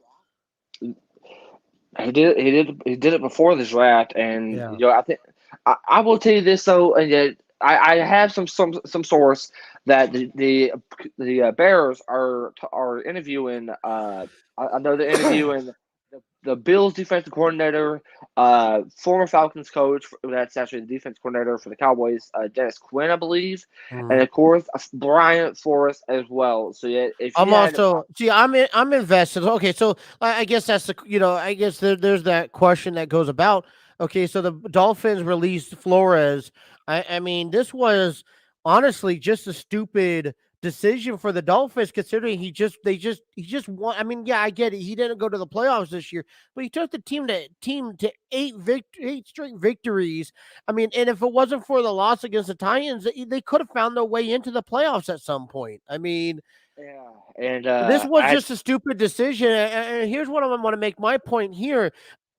You talk maybe about, okay, well, Jim Harbaugh, because, Miami is also in running with Michigan right now. Well, I mean, I think it's very depressing when probably one of the greatest, when you just got done letting go, now the top head coach on the market, Brian Flores is a top head coach, and you just got rid of him. So who else are you really planning on getting? I don't know, but yet there's also more fuel added to the fire. But yet I seen this on Twitter. But yet Xavier Howard from the Dolphins wants to be released. So there's a lot of situation going on in Miami, and I don't know. I mean, as a Dolphins fan, you're literally screaming at the organization, why get rid of Brian Flores? I mean, he took the team. I mean, when incredible victories. I mean, let's not to mention what they did last season. I mean, with that incredible win over the Las Vegas Raiders, with that whole face mask Hail Mary type of throw. I mean, Brian Flores knows what he's doing. He's Well, such a great coach. and you just said it. I mean, it's not just about the. I mean, there's a lot more going on in Miami than just the head coach. I mean, you don't really have a great quarterback in the long run either, and that's just the thing. I mean, unfortunately, here's how we see it, because like the Chargers were a really good team. The Raiders should not have been in the playoffs. Like they shocked everybody. They're not a good team at all. But yet again, I think the bigger picture is not about these coaches. It's about these ownerships. I mean, you're not sticking. I mean, why are you not sticking with Flores? I mean, so he has a bad year. I think a prime example to give you is the Pittsburgh Steelers, right? I mean, they've only had 3 head coaches in their entire franchise since since the 60s. You wonder why you see this, you wonder why you see the Steelers in the playoffs each and every year. And listen, let me give it to you. They weren't great this year. They were terrible this year. But why are they in the playoffs? Because they stick around with their head coaches and the belief system. I mean, if Mike Tomlin had a season like he did last year, right, for any other organization, he would have been fired. I But they definitely stuck do with agree. him. I mean, it's these owners not believing in that system. I mean, it's the reason why the Chargers will never. I mean, Dean Spanos. I mean, how many head coaches have the Chargers had in the last decade? I mean, I think it's a prime example of why. I think it's the main reason why teams like the Chargers will never win a Super Bowl. It's because of the ownership. I mean, and I can tell you right now, it's the reason why the Dolphins will never win a Super Bowl, because of the ownership. I mean, yeah, they went undefeated that one year, won one Super Bowl. Other than that, they're not going to win. The Raiders are never going to win. I mean, the Raiders may have a better chance than any other team. I got more odds on the Steelers this year than the Bengals. You know why? Because the Bengals, I know they're in the playoffs, but I mean, they don't have that ownership that's willing to win. And you got to stick with the team. 2 years with the manager, with the head coach, and out just because they don't take you to the playoffs. Everyone today is expecting to hire someone and within that year make a phenomenal change.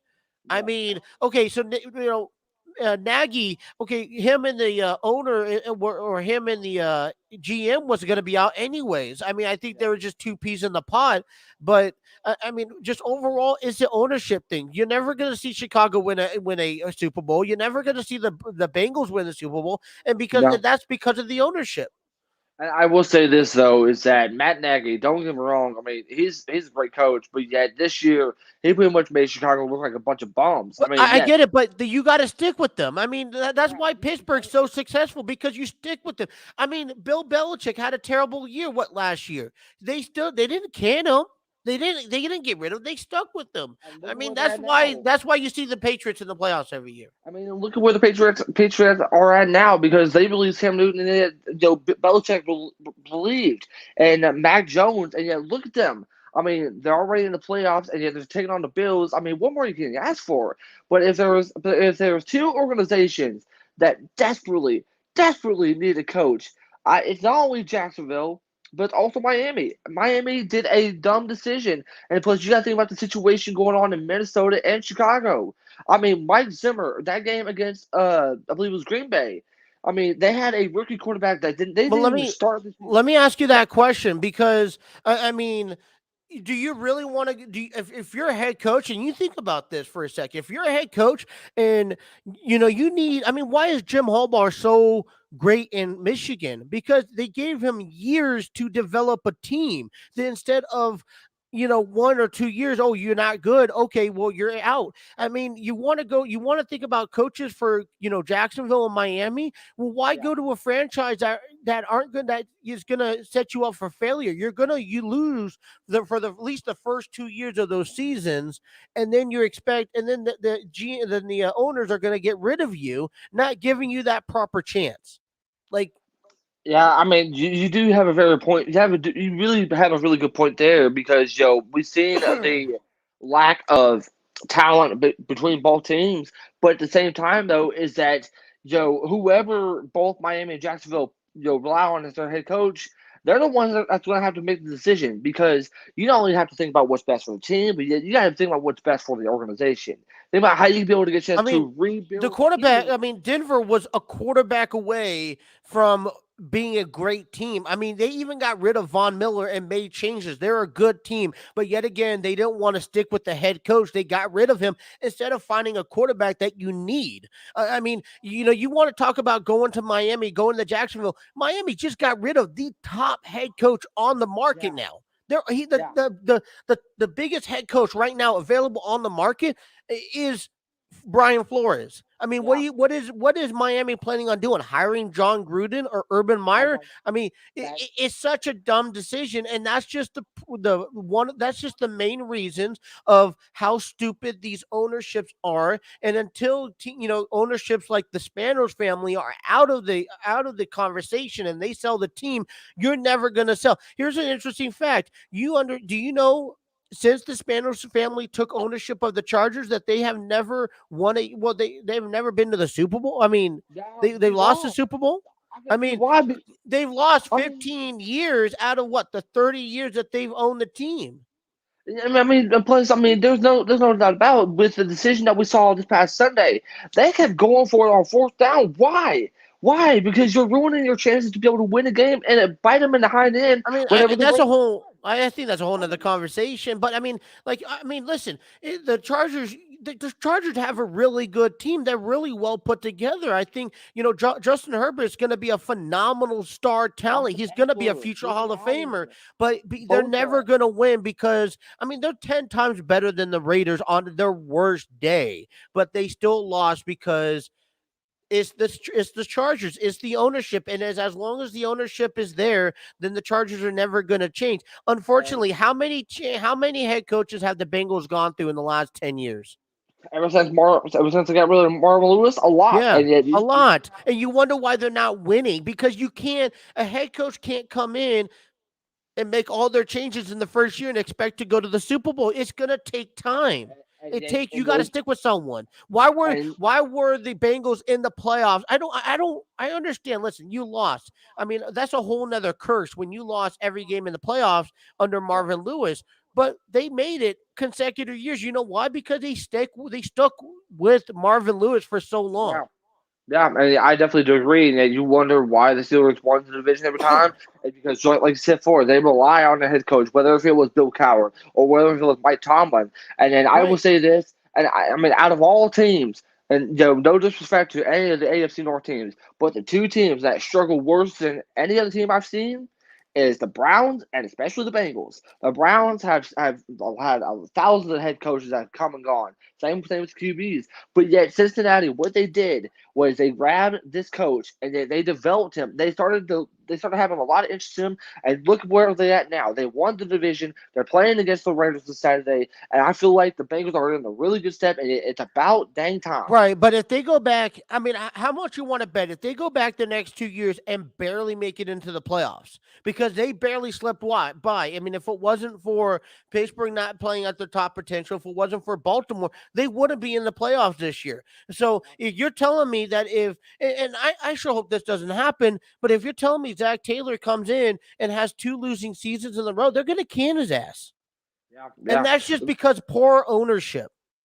But you know what? But there's something that I actually found out about Zach Taylor that not too many people really know about is that he was with LA in the Sean McVay there at the Rams. Anyways, Sean McVay, and yet he was one of the assistant head coaches. So yeah, he's learned a lot from McVay to know what he needs to do in all these situations. This is his first time to be able to get a chance to go to the playoffs as a head coach. Well, So a lot of yeah. pressure, is on him. A lot of pressure is on this young head coach, and yet he needs to be able to whatever nerves is going But through his see, mind. it shouldn't be. I mean, these coaches, their first and second years need to be losing seasons. And if you stick with them, and why is Sean McVay so great in LA right now? Why do the Rams continue to have success and go to the playoffs year in and year out? It's because they've stuck with the system. They stuck with McVay's system. And they have, I mean, they changed the players on the field, yeah, but they've stuck with the system that's given to the head coach. I mean, you think about it, every head coach has a different playbook than the other one and different schemes. And you got to come in, you got to learn all that stuff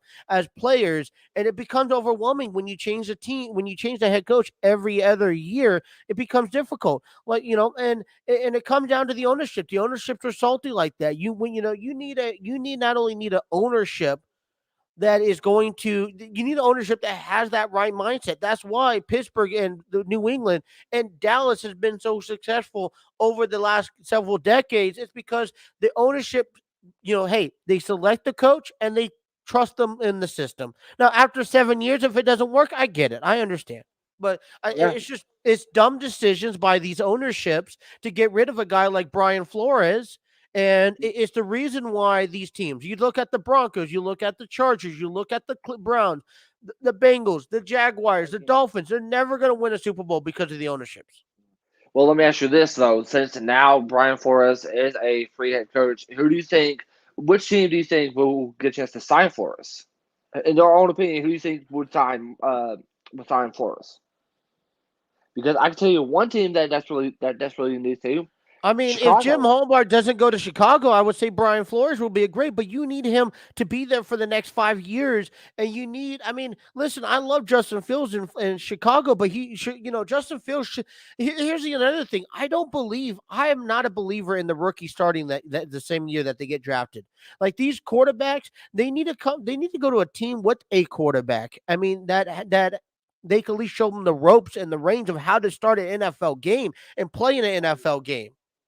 Kind of like with Tampa Bay whenever they drafted their quarterback, and plus with the Vikings drafting Kellen Mond. Well, like coming up here, does the Steelers really have a quarterback that they could trust and rely on now? Like you think about who's coming in. I don't want the Steelers. I mean, as much as I don't like the Steelers, I don't want the Steelers to come in here and just hire a free agent. You're going to need. I really wish that I really thought that the Pittsburgh Steelers should have been smart about it. They should have came in, drafted a rookie quarterback, and then develop him into the Pittsburgh way. I mean, who else is perfect for that job to develop that rookie quarterback? I mean, no one else. No, nobody. And if you talk about who's going to be talk about Rudolph? No, Rudolph sucks. He's terrible. After what he did against Detroit, heck no, I don't want him as a quarterback. And plus, I question this all the time. Dwayne Haskins, who pretty much started all of our games in the preseason, where is he at? He's someone that we definitely need to rely on. I mean, he should have been under the ring of Ben Roethlisberger this entire season and getting reps in at his downtime, getting a few snaps in during the game. Because now you're looking at it, if Ben is out for is out for his career. It's going to take about 2 to 5 years for another quarterback to find his weight around for Pittsburgh. And and I just sure hope that, I know Tomlin's at the end of his career too, but I just sure hope they stick Tomlin around because, who's next for the organization? I'm really terrified for Pittsburgh. They had a window of opportunity to bring in a rookie quarterback for 2 to 3 years, have them develop under, just like Tom Brady, just like Aaron Rodgers. Look at Aaron Rodgers. Aaron Rodgers was under Brett Favre for how long? Yep. He got a chance to learn from one of the greatest, and now he's a phenomenal star. You don't have a rookie quarterback in Pittsburgh to do that. Crazy thing to say is, and yeah, I'm actually going to talk about this man. Look at Jimmy Garoppolo. He was under Tom Brady's radar. And look at his success in San Francisco. And he went to the Super Bowl and now he's back to the playoffs. Jimmy Garoppolo is one of those prime examples. From being a backup to Tom Brady. Was it Drew Luck or who was the guy underneath Peyton Manning back when he first? That was, I think it was Brock Osweiler. He had a perfect opportunity to be molded with John Elway and Peyton Manning. Was the perfect place to be promoted and to be aired as a star, and he ruined that opportunity because he thought he was better than the Denver Broncos. I mean, Brock Osweiler. I mean, you see how his career ended up. He went to Houston. Oh, great! We lost you for a second, Jake. I'm having technical difficulty issues. All right, let's take a break. When we come back, we're going to talk about some. Go ahead and take me off. Take a break. When we take a break, we're going to talk about some hard to kill to finish up the show right here on the Jay and Trey Talk Show podcast.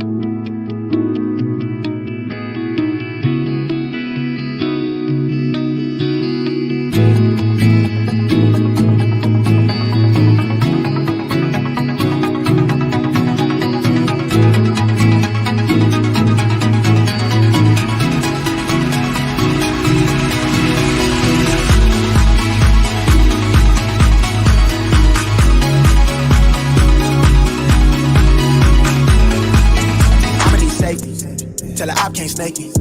Ray gun off safety. My girl so tasty. Tell her this shit well. She want the two-tone spaceship.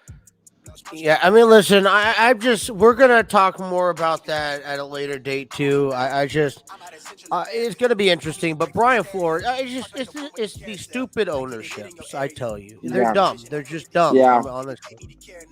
I agree. But yeah, that's why we will never see certain teams win a Super Bowl. 100%, for sure. But all right, let's end off this show with the wrestling bang. I mean, I know we're not talking about Raw or in NXT. Yeah. But let's talk about some hard to kill. Yes. Chance to watch it. I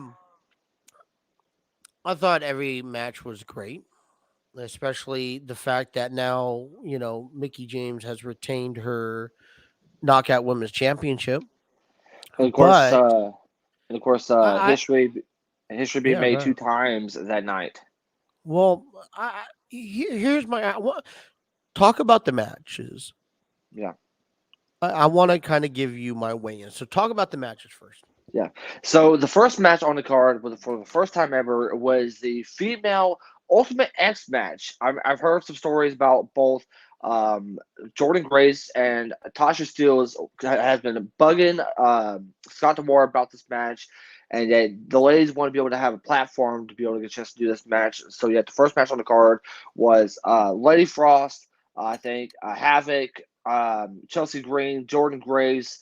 I can't think of the other two. But yeah, that match was awesome. A history making for that. I really enjoyed it. The ladies had the opportunity to be able to do some crazy stuff. But in the end, it was Tasha Steelz that became the first woman to win the Ultimate X match. I thought it was a great match. I really liked the stuff that they done, and they proved why they deserve to go to have opportunities such as I that. will tell you that match alone to kick off the show, giving them that responsibility and that trust, blew it off. Like they kicked off great.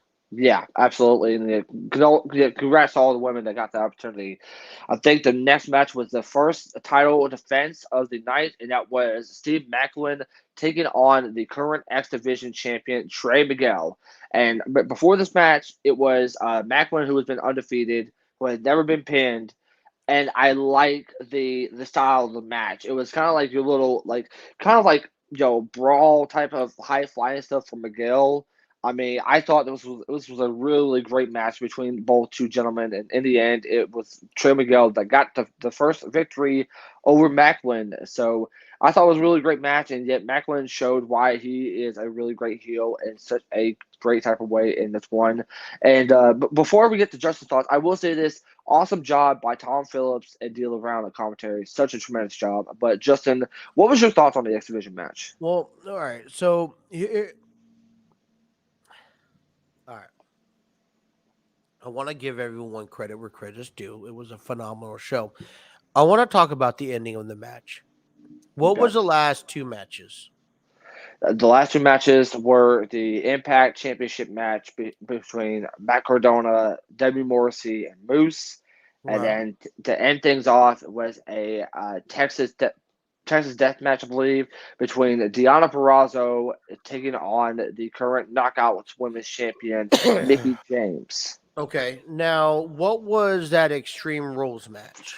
When was the hardcore rules match? So it was that was the match before the Impact Championship? Yeah, before the Impact World Championship, and then the crazy thing is the ROH World Title match was before that match. So here's my here's what I want to talk to you about. And really, I think it was a phenomenal show. Yeah. But when you have a lot of hardcore stipulations added to this match, to the show. And I guess the problem that I ran into, and I actually watched it. I ended up listening to somebody that made sense about this, and I was like, okay, well, let me think of it, put this in my own words, because I agree. When you have a show, and I'm not no booker, okay, God forbid I could tell you how to book a show, but when you put on a show and you want to highlight that main event, I saw it. What was one thing that Hard to Kill lacked of at the end? As far as what the hardcore rules or the wrestling? No. Talk about the entire show. At the very end, you lacked the pop from the crowd. And how many? You had about 1,000 people there. Yeah, you did. Didn't get the crowd reaction, and I feel, and especially as a fan, I was a little bit dead at the end, and that was because the use of weapons so close in between matches. I love the weapons. I will tell you that I want the weapons on their show during the matches. I love a good table. I love a kendo stick. I love everything, the thumbtacks, everything that you bring out. I enjoy it. Yeah. But when you have matches so close to each other that have the similar rules and stipulations, the death match is the same thing, just about as much as the hardcore match. Then when you have them so close to each other, it ruins one of the matches, one of the two hardcore, because you're seeing too much of that. Yeah. To me, as far as like my biggest issue, as far as like the hardcore stuff, was like there was a lot of individuals in that hardcore war match, and which we saw too many weapons. And I agree with you, Joe. When you have two hardcore matches being close together, I understand that. I feel like you could have started the show with the hardcore rules, then have. Well, I mean, listen, starting the show with the women's X division, that was phenomenal. Yeah, it was. I thought that really said it, but maybe 2 matches later or 3 matches, 2 matches into it, later, you should have had the hardcore match. And that way, at least now, between that match and the ending of the show, it was separated. Now you had a chance to see a couple of original matches, and you kind of had weapons taken out of the picture. So you're kind of refreshing the minds of the audience. Like one of the biggest, problems I actually had was like, Impact Wrestling hyped up the ROH World Title match, Pure Rules, but then it was only in the middle of the show. It couldn't be like close to like the semi main event. I mean, that would the fans could have got. Well, you didn't want to confuse the Ring of Honor Championship with the Impact Championship, right? So what I would have done, if this was me after the X Division, I would have booked the Ring of Honor to kick off the second, like as a singles match, the second match of the show. At least like one of them. The first one, to be the first single normal match of the show. Yeah, I definitely do agree. And then I would have went to the hardcore match because that's for me. And then I would have went through the rest of the show. Yeah, I mean, because how close was the Ring of Honor match? And then that was on the Invasion was also on Saturday, right? That was also the Invasion. How close was that to each other? Very, very close, because I think the Ring of Honor match, the World Title match, was the third match on the card, and I think the Hardcore Roar was the fourth card. Where we talked about it the other day with Taven and Bennett and Vincent and PCO. So the Hardcore match was the one with Rhino and Heath Slater?